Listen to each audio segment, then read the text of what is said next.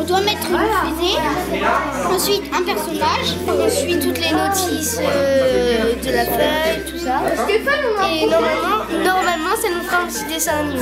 L'idée, c'est de leur ramener les logiques informatiques qu'on utilise alors dans le développement logiciel et la logique en fait de façon plus générale. L'aspect codage informatique, c'est un peu réducteur par rapport à ce qu'on fait réellement. En fait, l'idée, c'est d'aider les enfants en fait à prendre le contrôle de ces médias-là, de les rendre en fait créatifs avec un ordinateur, parce qu'actuellement ils sont plutôt dans une position de consommateur de médias. Et là, l'idée, c'est de leur faire construire des contenus numériques. Donc il y a le codage, mais il y a aussi beaucoup d'autres aspects créatifs, comme le graphisme d'ailleurs. On leur fait fabriquer des jeux vidéo, on leur fait faire des dessins animés.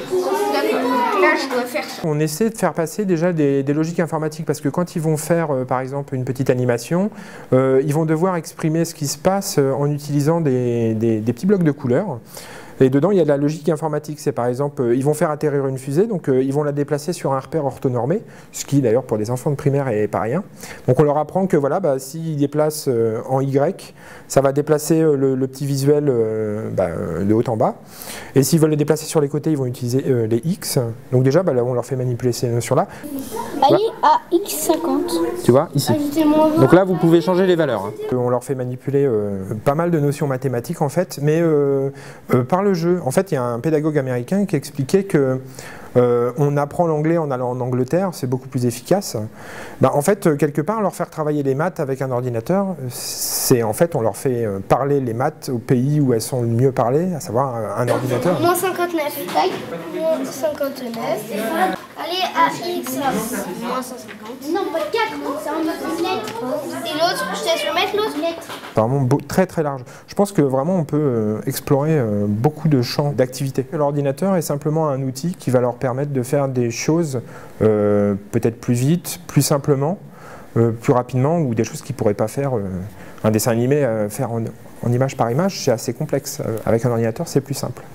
Il faut chercher d'abord le petit bonhomme là, puis après quand on a fini on cherche la fusée et après ça doit donner ça.